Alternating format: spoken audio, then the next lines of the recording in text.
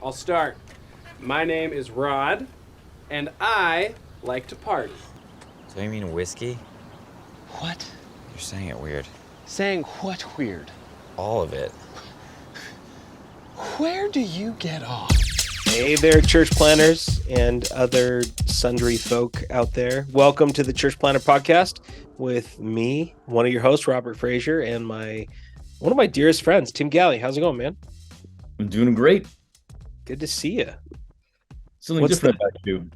I feel like there's like a new lightness about you and an aura radiating off of you. Are you finished with your sabbatical? That is what happened. But that aura is exhaustion. We opened, so I got done with sabbatical yesterday. Today was my first day back, and it's also the day we opened the preschool that I did a multi-$100,000 remodel on this summer. So tomato, right?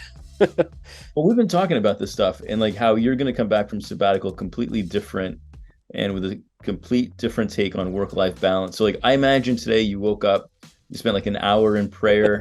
You probably spent like another hour singing hymns because I know you.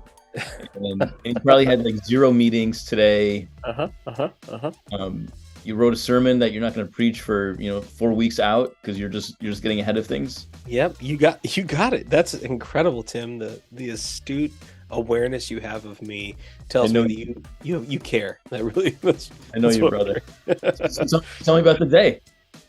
Well, I actually was pretty busy. I had so my business, our marketing agency, we signed a big new client, and we're doing 5 commercial campaigns for them this year. And number one started filming today, and so I got up early and got ready for that and filmed all morning.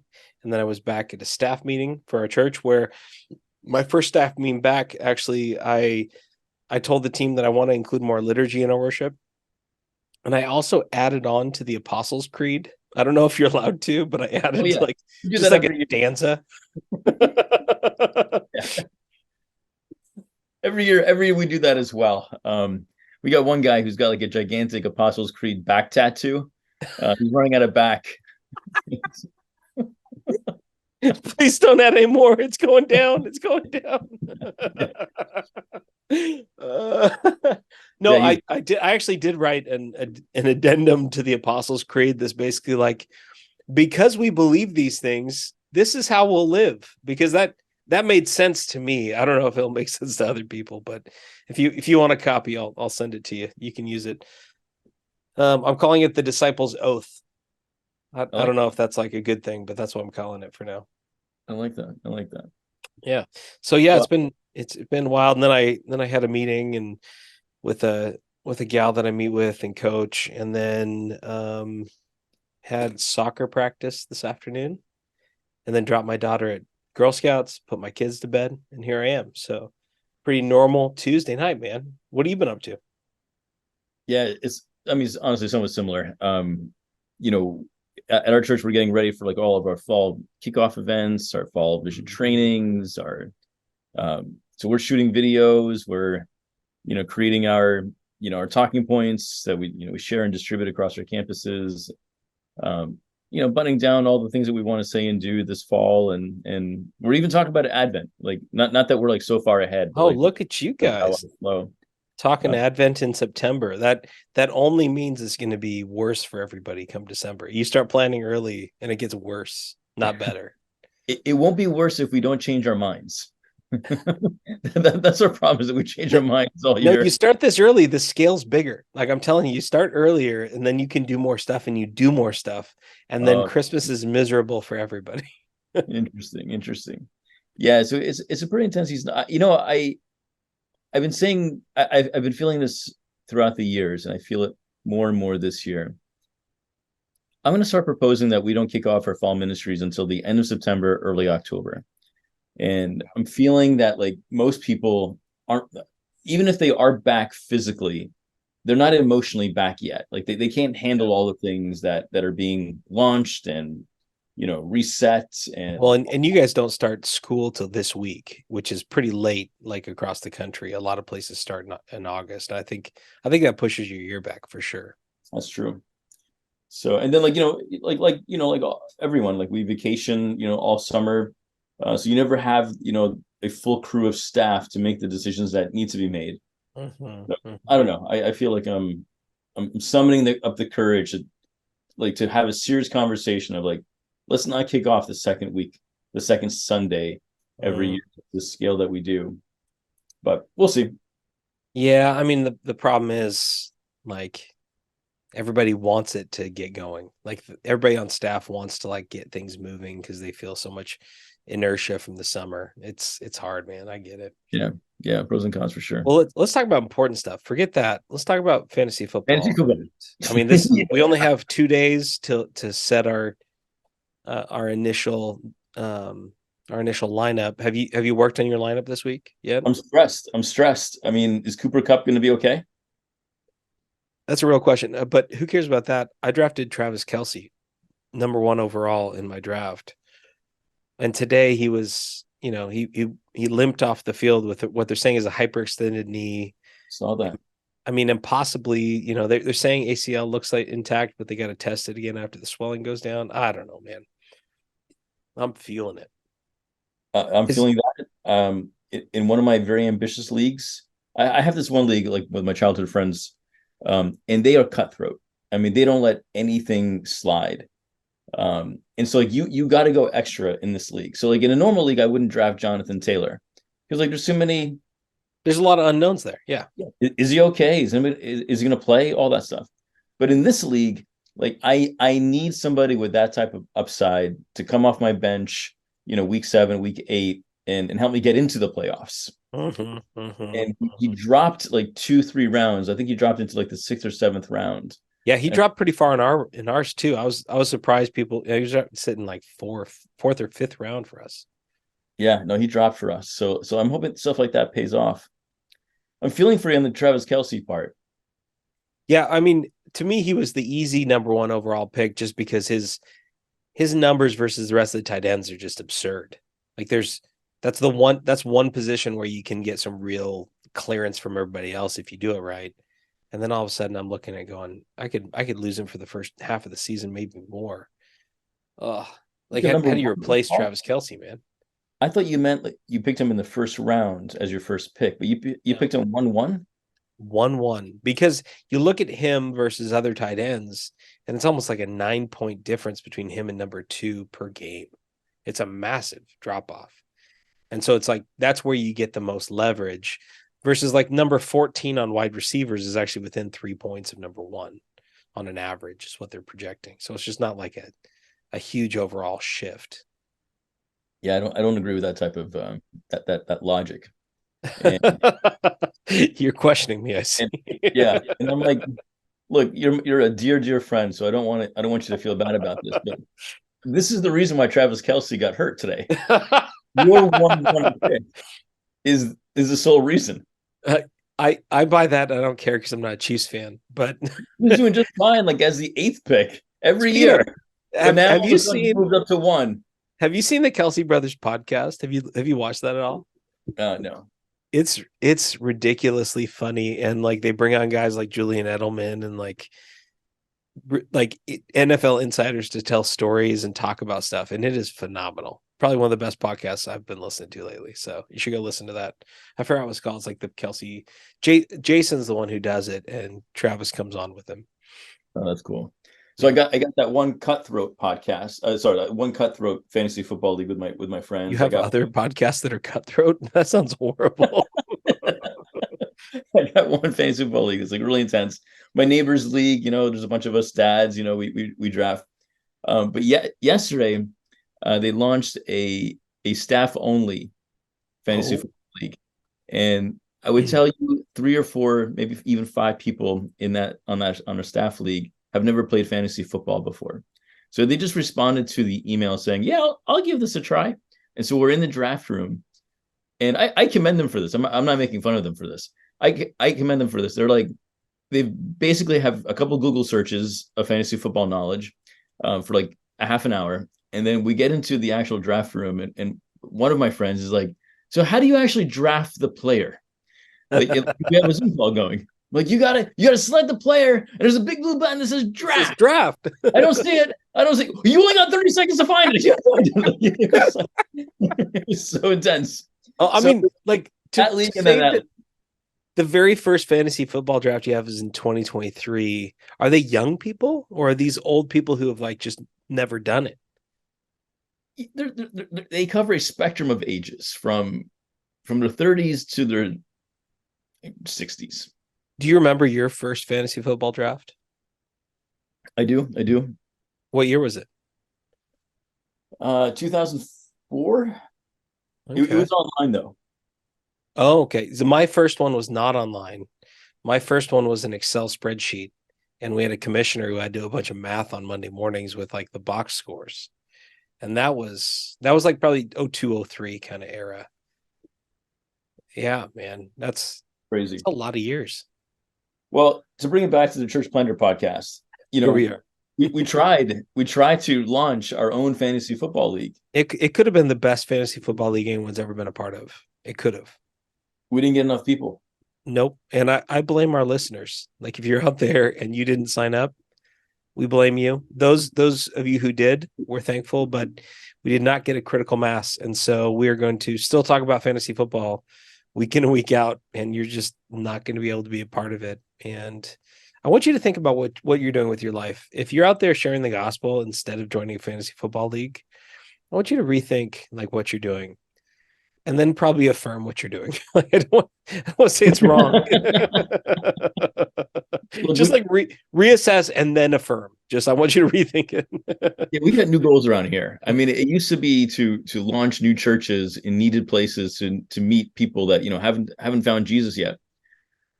But that's second now.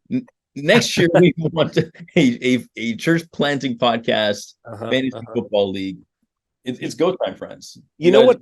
Here's what I'll say. Like this, we're joking, but all seriousness aside, I've had a couple of years where I have, I can go deep into the rabbit hole of sport, and that's easy. Like you like every time you stop, you can grab ESPN and like read the latest drama in the sports world, and it can be all consuming.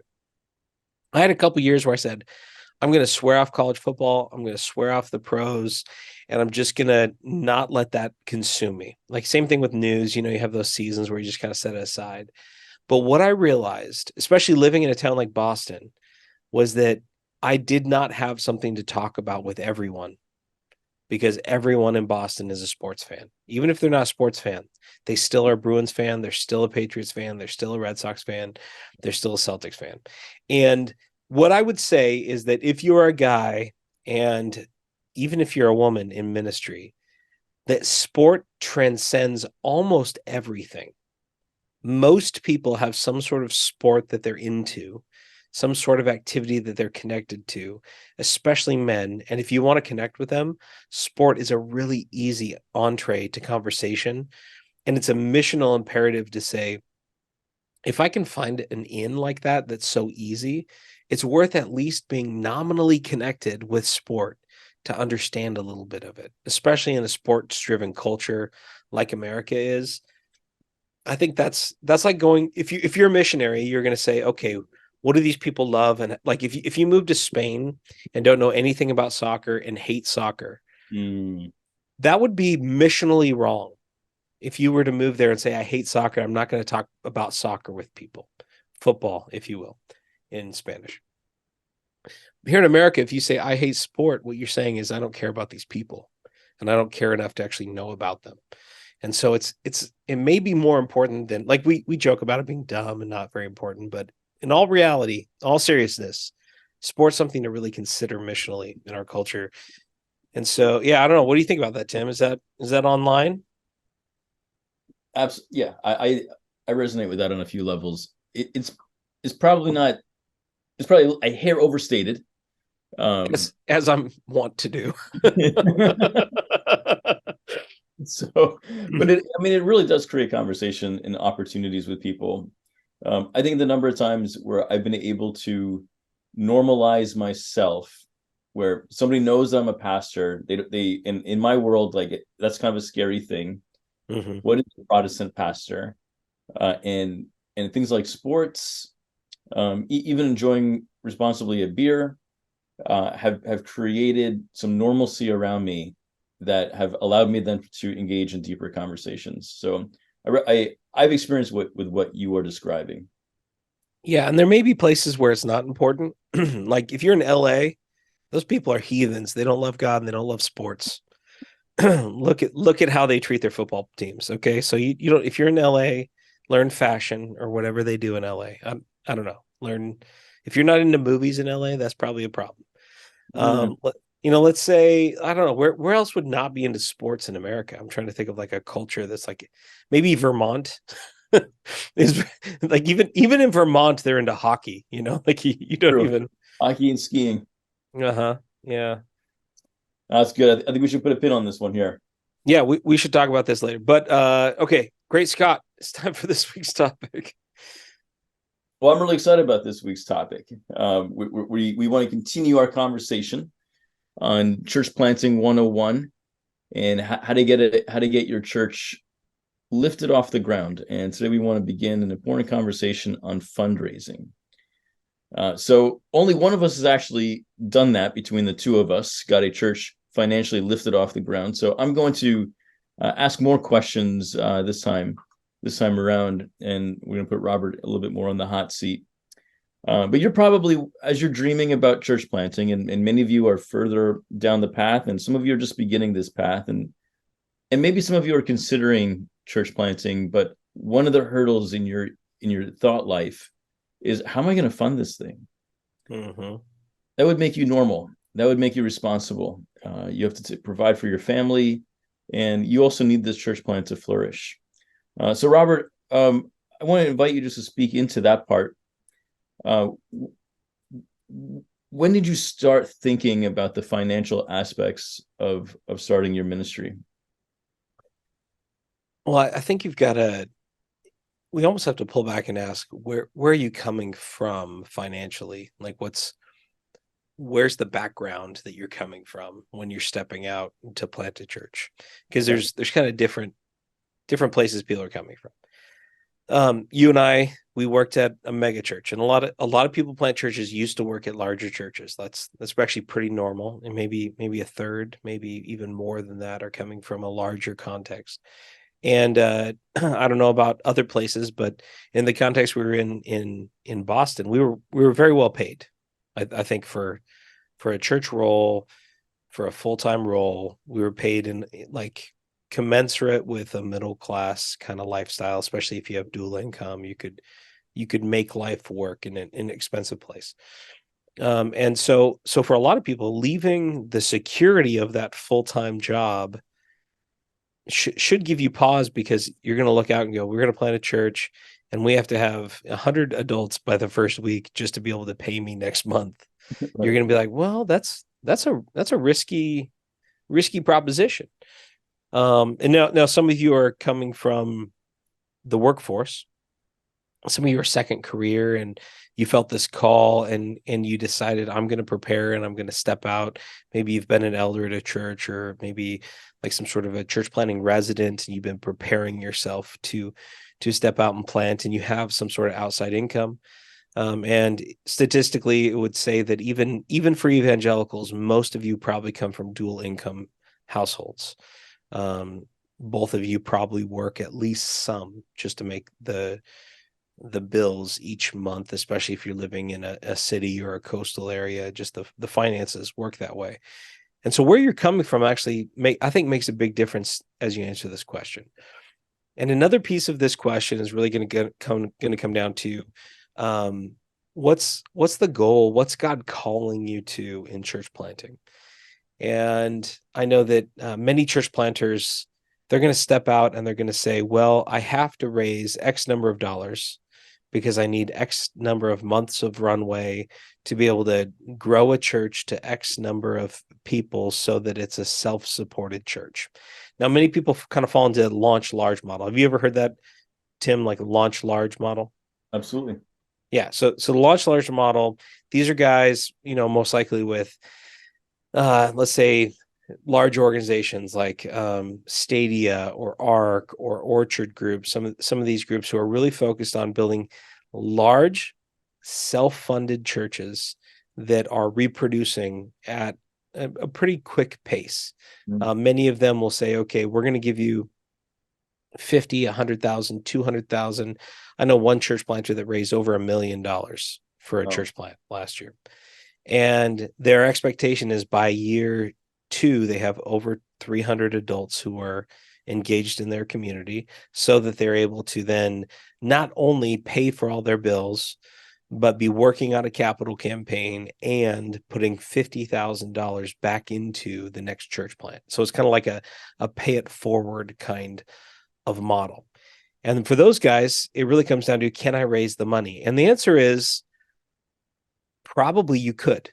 If you feel called and equipped and you are gifted as a preacher, a teacher, leader, and you come from a church background, you could probably get out there and raise enough money. Now, the question is, how much money do you need to raise? And if I put you on the spot, Tim, and I said, okay, you're going to plant a church in, let's say New Hampshire in a year and a half. This is not happening. This is hypothetical. Let's say, you got picked. Somebody put their finger in your chest and you had to guess how much money it's going to take to plant that church and be able to pay, your salary for 2 or 3 years. What would that number be that you'd come up with? I would assume that you need a $250,000 budget every year, minimum, to be able to sleep at night. $250,000 a year. Okay. So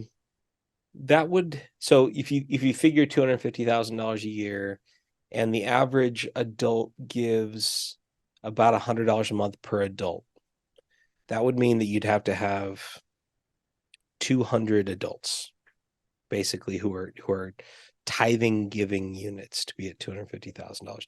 So if you're thinking like a 2 or 3 year kind of runway, you figure full funding first year, 250,000, half funding the second year, so another 125,000, you're at 375, and then maybe another 75 the third year to kind of even you out. And let's say, so you're right at $400,000. I think for a launch large model, that's about what you need, somewhere between $250,000 and $500,000 to plant a church. What we've seen in our city, we've seen 70 church plants over the last 6 years, and there's been about a half dozen who have had that kind of a funding model. They're always coming from places outside of the Northwest, almost always. There's one that came from the Northwest. They're coming from the South. They're coming from the Midwest. They're coming from Colorado or Phoenix. And these are more deeply Christian areas with larger funding sources. Sure. And we've seen 3 of those guys burn out in our city. So half of that group has burned out. And so let me start by saying, if you're thinking that funding is going to actually save you from the stresses that are going to keep you from ministry, what I would say is that funding could ease some of the pain of starting, but the more funding there is, the more expectation there is. The more funding there is, the more expectation there is. Love it. Yeah. So think about, it's much like a startup, a business startup. And when you talk to Silicon Valley investors, what they'll tell you is the only thing worse than being underfunded for a startup is being overfunded for a startup. Interesting. Because an overfunded startup will make bad decisions and try to use money to solve problems rather than ingenuity. And that's a lot of times what happens in church planting, is that if you have lots of money, the solution is staff, and the solution is more resource, and the solution is more space, rather than looking around and saying, what's God brought in terms of the people, the manpower he's brought to our congregation, instead of looking around saying, how could volunteers play these key roles, and how can we empower the average everyday person to do ministry? And so when you're stepping into ministry and funding, you really have to ask some serious questions about what is the outcome that you're looking for. And I'm going to tell you, I like bootstrapped church planting. Okay. And it's it's going to sound counterintuitive, but I think what bootstrap church planting does is it creates resilient church planters, because the only way to make it long-term in ministry is to know that God is your provider, not your donors. To know that God is the one who is caring for you and your family rather than the bank account that you've put together and the donors that you've put together. And even this is a part of what happens in church planting, is that if you have a large donor early on in church planting, they will become the voice in your community. Because Right. if you lose them, what's that? Yeah, because you cannot afford to lose that person. If you lose them, it's an existential threat to your church. So if you have somebody who gives, let's say, $1,000 a month, and your budget is $10,000 a month, and you lose that person, that's coming out of the top line of your budget, which is probably your income as a church planter. And so you never say no to that person, no matter how wrong they are, no matter how much they want to hijack the mission, no matter where they're coming from. You're gonna figure out a way to make them feel heard, not because it's a good idea, but because you feel threatened by them leaving. And so early on, the way that we think about funding is more important than just the dollars and cents. This is about how you think about your relationship with the Father as a church planter. So I go on and on about that, but that's where I want to start. Is like the question is not how much money do I need. The question is what's the outcome that God has called me to pursue? What's the mission that He's called me to? And what are the ways that He wants to lead me into that, rather than using money to solve those problems? Okay, I'm gonna do my best to ask you some hard hitting questions here. First, a story. I don't know. It feels like it was like 10 or so years ago, maybe more, maybe even 15 years ago. I was at this ministry conference. It was like in a missional church context. So these are my people. I drank all the Kool-Aid of the missional church stuff, and I don't regret it. I love the missional church conversation. And we were at this conference, and there was a lot of attention and love and respect given to the bivocational pastors. So they had like a panel discussion that was set up, and all of them had a few things in common. They were all very young. They were all just passionate. They had a lot of energy. They spoke with a lot of energy, and I would describe all of them as likable. Like I knew some of them and I liked them, and all of them though they had multiple sources of income. I remember one in particular. Yes, he was a church planter, he was a barista, and he was a web designer. Things that you can obviously relate to. And when we all hung out afterwards, and we're kind of like debriefing this and trying to, in the spirit of looking out after our friends, we were all concerned about the burnout rate that this was going to cause our friends, especially on like when you have an hourly role like a barista, like those you can't sidestep that. Yep. I would say of the 4 people on that panel, and I would say, I'm telling you that the 4 people on that panel, all 4 of them are no longer serving in ministry. Now, there's other reasons for all these things, and some really wonderful reasons too. So like great things, but those were 4 church plants that we celebrated that are no longer alive today, and I'm bummed about that. How can the question I want to pose to you is, how can we plant churches bivocationally, with responsibility, with care to the pastor and that family, and how can we make it sustainable? Yeah. Well, I think, there's so much there. First, I would say, so all cards on the table, I planted bivocationally. I raised about, I think it's around $45,000 before we planted to buy equipment and basically pay for rent. And then I didn't take a salary for 18 months. Actually, maybe it was probably like closer to 2.5 years that I didn't take any income from the church. And we were able to do that because I had a small business doing, marketing and video production and website design. And then my wife is also, she worked part-time, but she is in a highly paid field And so we had a lot of margin. We were able to do it because of our professional skills and our, our relative wealth. So let me start by saying I'm coming from a privileged position, I appreciate and that. I don't recommend it for everybody. That's not for everybody. And I have worked with church planters on both sides of this equation. And I think that both sides have drawbacks and both sides have benefit. So let me start by saying there is a risk on both sides to be overfunded and underfunded. And those who are underfunded, so what's going to happen? There's only two reasons a church plant fails. Either they run out of money, which is they run out of resource to actually do the work, and that happens. People just run out of money and run out of runway and can't put together the work to make it happen, can't imagine doing it in a home space, and so they close doors. I watched two of them do that last year.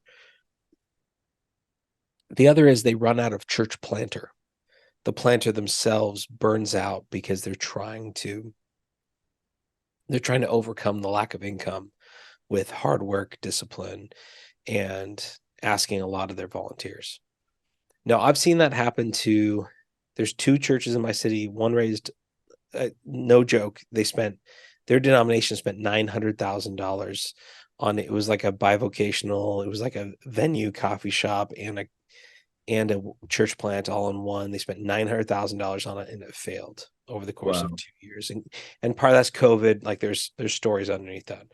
There's another one that there was almost $250,000 that they had raised, and 2 years in walked away because he had burnt out everybody on his launch team, and they just all walked away. I mean, so let me say, like, big churches fail, and I've also seen several, actually maybe more than several, probably a half dozen bivocational pastors who have gotten so caught up in their work that they've stepped out of ministry, and some who have stepped out of ministry because the funding wasn't there and they just needed to go back to work. That happens on both sides. So there is no funding mechanism that's the right funding mechanism. The answer is, what is the mission God has called you to? And how can you stay faithful to that no matter where the money is and where it comes from? And so you look at Paul, at times he was supported and he lived in people's homes, and money was sent to him from Ephesus and from Berea and from some of these places. You see Paul all throughout his training in Ephesus and in the other places. He started these small businesses making tents and training church planters in tent making so that they would have a trade, because in the first century there weren't churches to send them. They had to be bivocation. And so it really comes down to your missionary context and your funding mechanism. Is what has God given you? What can you do with it? And what's God going to do? So all that to say, have you ever read Hugh Halter's book, Bivo? I've not.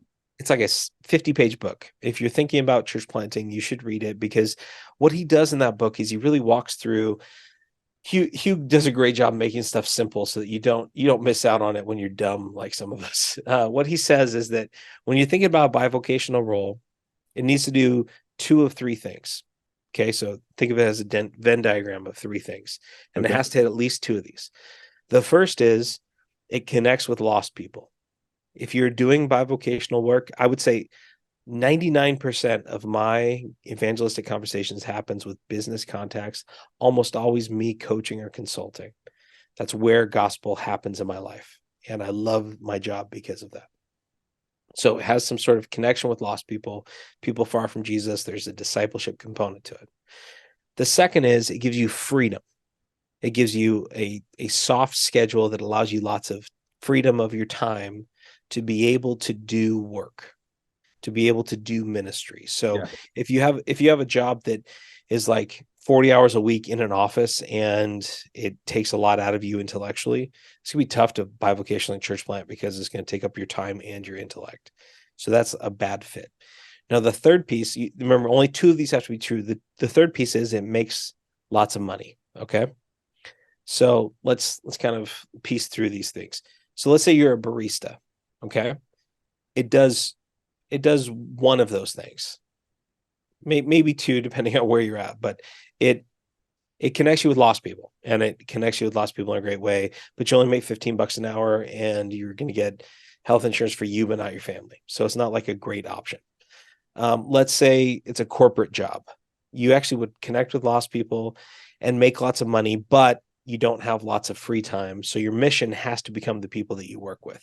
It's almost like you're planting a church with the people you work with, because you're not going to have time outside of work for Right. those other options. Let's say a job like an entrepreneurial job, but it's a professional entrepreneur job. Like I have a buddy who's a software engineer. He takes contracts as a software engineer, makes great money, and it gives him freedom of time, but it doesn't connect him with lost people. So he has to be really intentional about connecting with lost people. Now, if you can find a job that does all three, and I would say my jobs that I have been able to choose have given me those options, then Bivo makes complete sense. If you can find one that only gives you one, it's going to be hard to be bivocational. So that's one of the ways that I would frame that question: is it has to either make lots of money and connect you with lost people, or make lots of money and give you freedom so that you have time. That's really, really good. All right. So I think one of the things that we talked about in our pre-meeting was like the context of like the locale of where that church plant might start. So thinking through, you know, rural church planting, urban church planting, suburban church planting. Can you give our listeners a sense on what they should be thinking about, contingent on their context? Yeah. When it comes to funding, where you plant is probably the clearest indicator of how much money you'll be able to raise. Yeah. And as much, I mean, you've seen these appeals. Hey, God is calling me to the inner city of San Francisco, where only 0.5% of one person has ever followed Jesus. You know, and you've seen these appeal letters that are basically, I'm going to the most lost place you've ever heard of, and so you need to fund me because I'm going to bring Jesus to this place. And so if you're going to a large coastal city and you're coming from a Midwest or like a place, the Bible Belt, where people are happy to send you to save the godless heathens, Yep. that's going to be the highest amount of money you can raise is going to be that guy. Okay. Now, if you are coming from a place like the Northwest or the Northeast, where you maybe have a thinner Christian background, and they're also in a missionary context, and so sending you to go plant in a place like rural Arkansas, that's going to be your lowest amount of money you're going to be able to raise, where they don't understand why you're going to a rural place. They don't understand the poverty of the South. They don't understand why that you need to go to the Bible Belt when there's so many lost people around them. So it's kind of like this, this inverse diagram of the amount of money you'll be able to raise. And so location really matters, but what it really means is that where God's called you is actually going to change the context of how you're going to raise money. And that's okay. That's really okay for you to say, you know what, God's called me to go to, like my in-laws live in a small town in Northeast Oregon, and you've probably never been in Northeast Oregon. It's a small little farming town nestled in the mountains of the Wallowa Range. And there's 500 people in their town, and the city next to them is like 15,000 people. We lived there for a couple of years, and there's a guy who's planting an Acts 29 church in the middle of this little town where there's like 5 really dysfunctional churches, and it's probably, I'd bet 10% of the town goes to church in a given week, so it's a pretty small percentage. But no one's going to give money for you to move to La Grande, Oregon to plant a church unless you're a denomination that's in the Northwest. And they probably got maybe a third of their funding covered. And so the rest has to be covered by either your spouse working or some sort of bivocational arrangement. And the reality is, if God's called you, he's going to give you what you need. The question is just saying, God, what do you want me to do in this season? And being responsive to say, even if it's only for a while, I think all church planners should be bivocational while they're raising support and the first year before they launch. Now, this may be controversial to some of the launch large people, but what happens is you meet lots of lost people and you gain a certain respect for all of your key volunteers who are going to be giving their time after work to participate in your ministry. Because if you've only ever been in ministry and then you're stepping into this new role, and then you're wondering why the people on your launch team don't have enough time because they've got these 40 and 50 and 60-hour week jobs, you need to deeply appreciate and really honor the work that people around you are doing, so that when they give you their precious time after work and before work and on the weekend, that you honor it in a serious way. So that's the big picture I'd say about location. Is it really doesn't matter where you are. It matters, like, okay, what's God calling me to do in this place? That's excellent.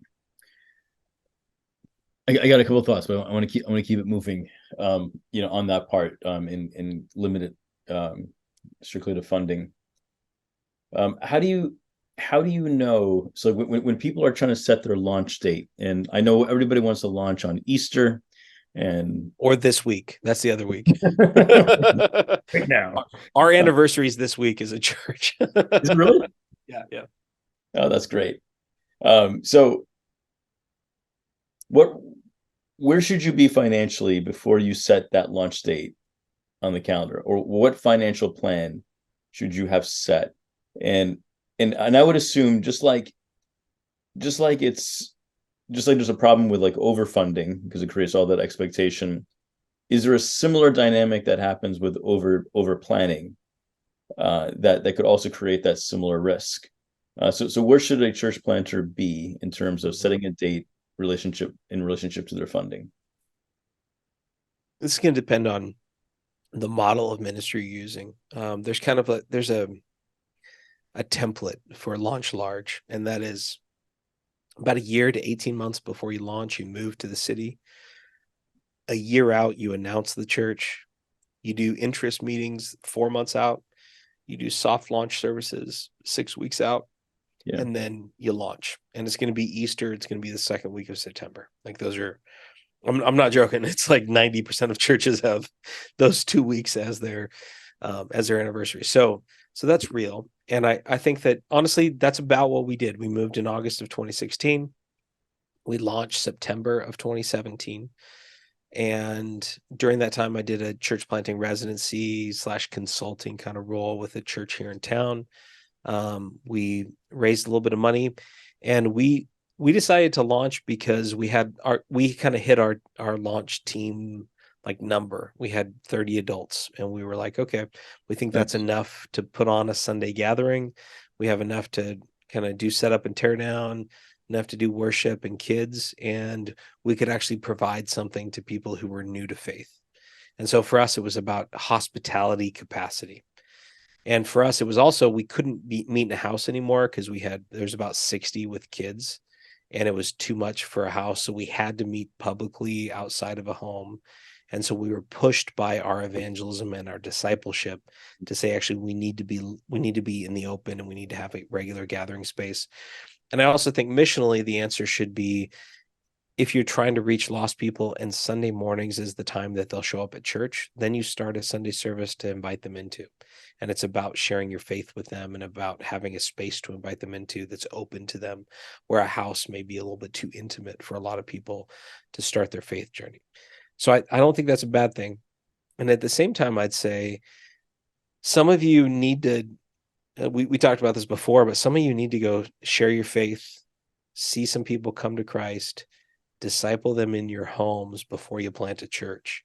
And you're going to need more time to kind of build up your muscles to prepare, because Sunday's not going to fix that thing. If you can't gather people around you, if you can't invite people to your team, there's one church planter I know who kind of strong-armed his in-laws into helping him plant a church.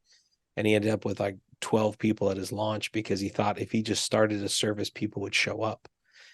And they don't. People won't just show up because there's a service. They show up because they're invited by people. So it's like, to me, the timing totally depends on, was I able to build a team? And as soon as I built the team and we can't meet in a house, then we say, okay, we're going to set a date and start working towards that launch. So financially, yes, you're going to need people who give. We had about $30,000. We spent about $15,000 in mostly used equipment. And then we had $15,000, and our rent for the building was like $1,500 a month. So it was something we could afford long term. And I also didn't take a salary, so we were able to kind of prolong that, have a longer runway, and I could work during the week. And honestly, if you just have a service and a small group, Yeah. it's not a full-time job. like, Yeah. putting on a sermon and leading a team and doing a discipleship group is not a full-time job. As much as we all want it to be, and we want to spend 25 hours a week on a sermon for 50 people, that's not necessary. So it's okay to be bivocational at the beginning. Now, our community is at a place where we have about 170 people, and they're really asking more of me now. And I'm at a point where I'm at a breaking point. I can't keep going in a bivocational direction. So I'm having to really make some hard choices about my life. And that should be the reason why you step in or why you change, is because the mission demands it, rather than out of like your values, I think. I love it. I was actually going to put you on the spot and ask you, what came first? 30 people on your launch team, or $100,000 raised in the bank? And it sounds like you answered that. It was 30 people on the launch team. Yeah, and the better you do at raising a launch team, the more you're going to have regular givers to start. And that's really important, because if you don't have that, it's going to be hard to maintain with a run rate of a year or two. You're going to run out of money before you make it. Awesome. Yeah. Well, I think this is the spot to pause on. Yep. I want to give you a moment to think of like a last thought. I just wanted to set up our next conversation. Want to talk more about team building, APEST, and what it looks like to build a team and launch with a team. So that's coming up next on the Wednesday edition. Robert, any final thoughts that you have for us as we prayerfully work out this idea of fundraising for bivocational church planting, or any other fundraising ideas? I think there's two misconceptions about church planting that most church planters have. The first is there will never be enough money, and I have to take control and make sure that we have enough through my own skills, and I've got to raise enough money, and I've got to push people to give because it's on me. Yeah. And the other side says that church planting is a way to get to freedom in my time and in my money. If I build a big enough church, there'll be tons of money that I can use, both for myself and for the ministry that I'm called to. And both of those are ditches on the same road. They're just on opposite sides of the same road. Mm-hmm. And what a faithful church planter says is, God, where do you want me to go? Mm-hmm. And then they set out on the road saying, I trust that God's going to provide. We see Jesus, when he sends out his first 70 out onto the streets, he says, don't take anything with you. Know that where you go, I will have set aside people who will be people of peace, who will be the hospitality that you need, who will provide for you along the road. Mm. And so for us, the work is to say, I'm going to set my face like flint where God has called me. And then every step along the way, never get ahead of ourselves by taking on too much debt, or by taking on maybe a spending rate that's higher than we can sustain, and never holding back because we don't have it in hand, but saying, God, we trust that you're going to bring what we need as we go, both in terms of people and money, and I'm going to go where you've called me, and I'm going to stay on that journey until you release me from it. And that what that does is it gives you the faith to say, I'm going to be okay, and believe in my soul, I'm going to be safe because my Father cares for me, not because I'm good at fundraising, but because God is with me in this journey. I love it. That's a good word, and a perfect place for us to end on. Hey, I'm enjoying this conversation. Yeah, me too. Thanks for letting me fire these questions out at you. Yeah. Well, next week I'm stoked about jumping into APEST and like team leadership, because I think there's a lot to be said about that. Maybe this is a multi episode one too. We'll have to hit. That's great. Let's stay on that. All right, you want to do the tagline this week? Yeah, sure. Give it a roll. Let's see. Do I know the tagline? Hey, thanks for joining us, everybody. If you want to reach the people that no one else is reaching, you got to go to the places that no one else is going. And do what no one else is doing. The third clause. So close. You were just like right on the edge. You're like looking at me like, finish it. I'm like, that's it, right? All right, friends. See you next week. Grace and peace. Later.